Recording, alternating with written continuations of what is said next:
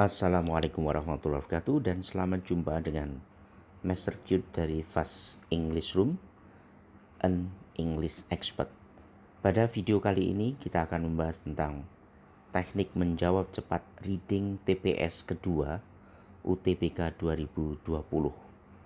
Pada teknik yang kedua ini hampir sama dengan teknik yang pertama yang pernah kita bahas sebelumnya. Kalau dalam teknik yang pertama yaitu mengenai teknik poin, untuk teknik yang kedua ini kita menggunakan teknik menyimpulkan setiap paragraf. Teknik ini hanya Anda bisa gunakan kalau Anda merasa yakin dengan kosakata Anda. Jadi Anda merasa yakin bahwa kosakata Anda bagus, silakan pakai teknik menyimpulkan yang akan bahas di video berikut ini. Tapi kalau Anda merasa tidak yakin, Anda bisa menggunakan teknik yang akan saya bahas pada video berikutnya. Oke, sebelum kita sampai pada pembahasan teknik yang akan kita bahas ini, yaitu teknik menyimpulkan per paragraf, silakan Anda subscribe, like, dan share agar video ini tetap berkembang. Oke, sekarang kita sampai pada teknik menyimpulkan atau conclude per paragraf.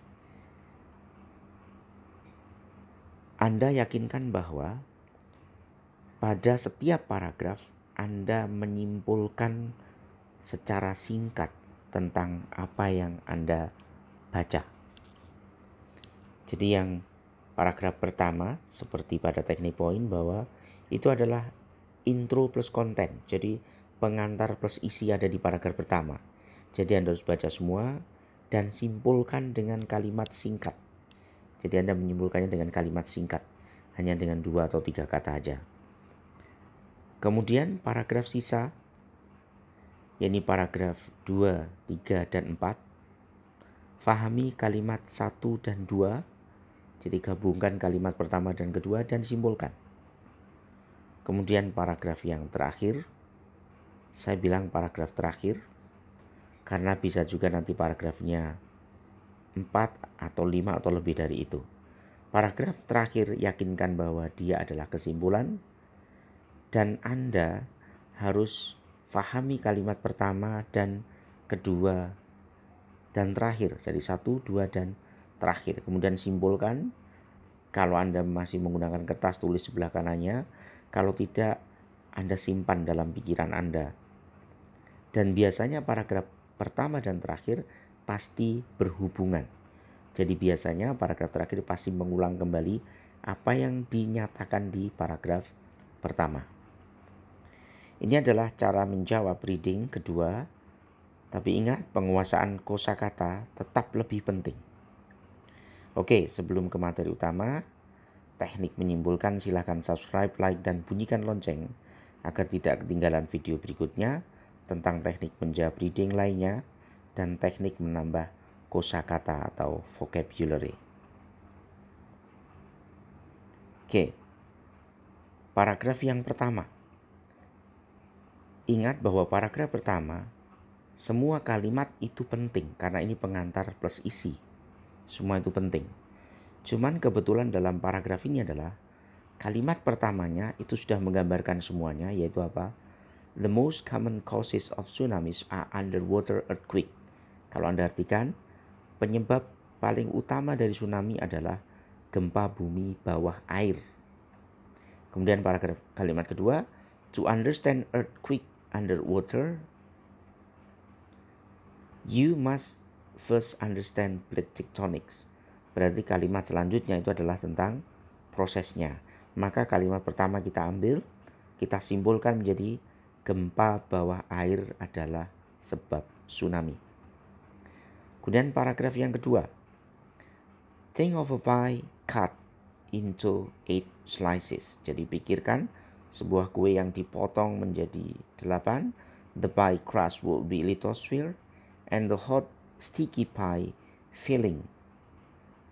Dan pie atau roti yang lengket dan panas, filling. Kalau ada kata langsung verb ing berarti artinya adalah yang mengisi di bawahnya adalah astenosfer. Saya kasih warna merah itu penting. Kemudian on the earth, these plates are constantly in motion. Saya kasih warna merah lagi. Ingat, berarti kesimpulannya adalah kalimat dari kalimat 1-2 itu adalah litosfer, astenosfer, dan in motion, jadi dan gerakannya.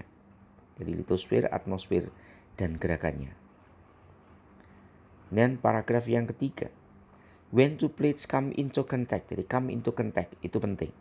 Jadi ketika dua lempeng itu bertemu at a region known, pada suatu daerah yang dikenal. Ingat, kalau ada kata verb ing yang me, tapi kalau ada kata langsung verb 3 artinya yang di. Yang dikenal sebagai lempeng atau batas lempeng, a heavier plate, jadi lempeng yang lebih berat, can slip under lighter one. Saya kasih warna, can slip under, itu penting. This is called subduction. This is called subduction. Oke, jadi bisa katakan subduction itu tabrakan gitu ya. Berarti ini adalah tabrakan lempeng dan subduction. Kemudian untuk paragraf yang keempat, when this piece of the plate snaps up and sent on of rocks, ketika lempeng ini snap up itu menyisip atau menyelip ke atas, and sent on of rock, sent tons of rock, dan mengirim bertonton batuan. Shooting berarti yang menimbakkan ke atas with tremendous force, dan kekuatan yang sangat besar. The energy of that force, energi dari force itu atau kekuatan itu adalah is transferred to the water, ditransfer ke air. The energy pushes the water, jadi energi itu mendorong air upward ke atas above normal sea level, jadi di atas level laut. This is the birth of tsunami, jadi ini adalah kelahiran tsunami. Ingat, paragraf keempat atau paragraf terakhir itu berarti memperkuat paragraf pertama. Dan kalimat 1, 2, dan terakhir adalah penting. Dan di sini disebutkan adalah the birth of tsunami, itu berhubungan dengan the most common causes of tsunamis are underwater earthquake. Maka paragraf keempat saya simbolkan menjadi lahirnya tsunami. Oke. Kemudian selanjutnya kita lihat pada pertanyaan yang pertama. Pertanyaannya adalah, what is the topic of this text? Ingat, topik itu ada selalu di paragraf pertama. Kalau Anda tidak yakin, Anda bisa gabungkan dengan paragraf terakhir. Paragraf pertama adalah gempa bawah air sebab tsunami. Jadi dia penyebab tsunami dan diperkuat di paragraf keempat, yaitu lahirnya tsunami. Sehingga what is the topic of this text? Apa topik dari teks ini? Paragraf 1 diperkuat dengan paragraf terakhir. Maka jawaban yang benar adalah the birth of tsunami. Kalau A, litosfer, dan N, astenosfer itu ada di paragraf ke-2. Tsunami in the Indian Ocean sama sekali tidak. The magnitude, besarnya tidak. Serious, tidak. Kemudian kita menginjak pada pertanyaan berikutnya, yaitu the main idea of this text is that. Nah, ingat, ini yang perlu Anda ingat bahwa topik dan main idea itu selalu berhubungan. Jadi topik dan main idea itu selalu berhubungan. Biasanya main idea adalah penjelasan lebih rinci dari topik. Jadi topik itu biasanya sifatnya masih umum. Dan diperkuat dengan main idea, lebih dipersempit atau dibuat lebih spesifik. Pertanyaannya adalah, the main idea of this text is that. Berarti ada main idea paragraf pertama dan terakhir, tapi dari kesimpulan hampir semuanya sebenarnya itu ada. The main idea of this text is that, ingat, berhubungan dengan topik. Topiknya adalah lahirnya tsunami. Yang A, deep ocean trends, tidak. Jadi laut dalam adalah akibat tsunami, trends, getaran. Kemudian B, energy subduction, bisa menyebabkan gempa bumi, bukan. Plate tectonic lead to earthquake and volcanism. Bukan. Tsunami in the Indian Ocean are the biggest. Tidak. Yang benar adalah strong movement of undersea fault line cause tsunamis. Ingat, ada hubungannya dengan tsunami. Karena ini adalah main idea. Jadi main idea paragraf 1 gempa bawah air sebab tsunami. Paragraf terakhir adalah lahirnya tsunami. Jadi ada hubungannya dengan tsunami. Sehingga jawaban Anda adalah antara D dan E. Kemudian pada pertanyaan yang ketiga, implied in the text, dinyatakan, disimbolkan di dalam teks, implied in the text, bahwa gempa bumi itu tidak akan pernah terjadi ketika. Gempa bumi tidak akan pernah terjadi ketika.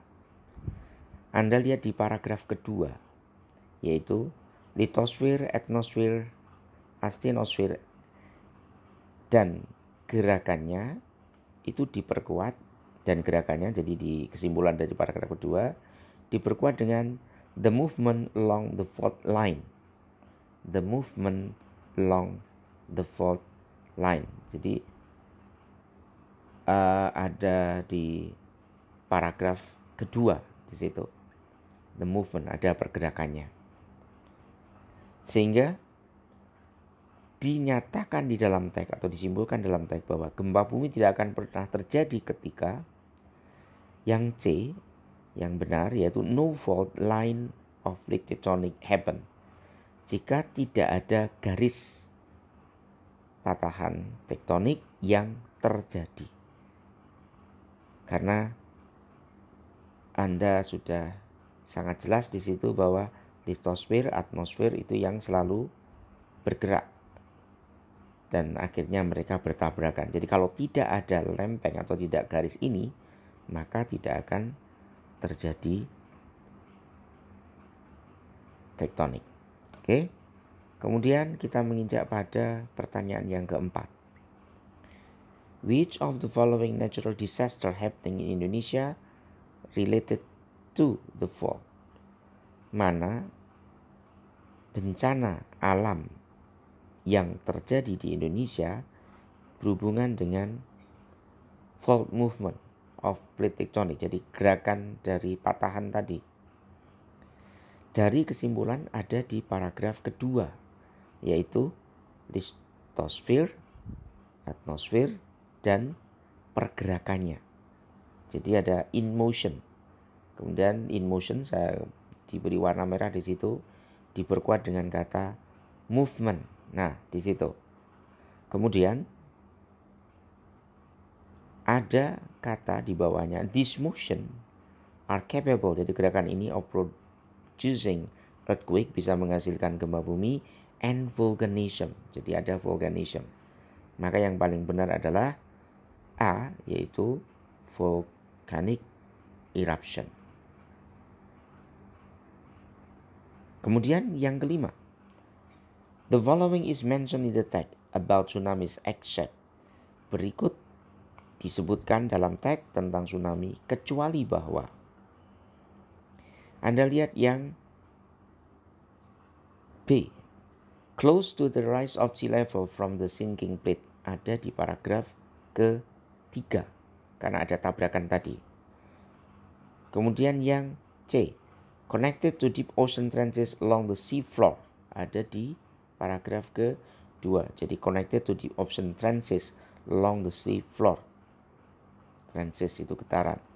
Kemudian yang D, related to strong movement of plate tectonic. Strong movement ada di paragraf kedua, ada kata movement di situ. Dan yang E, highly linked to underwater earthquake, paragraf pertama. Jadi berikut disebutkan di teks tentang tsunami kecuali bahwa mereka A, predictable following, jadi any incident of earthquake, jadi insiden berikut bisa diprediksi, tidak disebutkan sama sekali dalam bacaan. Oke. Mas, kalau Anda masih ada kesulitan, silakan Anda bisa atau request materi tertentu, silakan tulis di kolom komentar di bawah ini. Kalau Anda suka dan ada manfaat bagi Anda, silahkan Anda subscribe, like, dan share. Terima kasih, saya kira cukup. Sampai jumpa di video berikutnya. Assalamualaikum warahmatullahi wabarakatuh dan selamat jumpa kembali.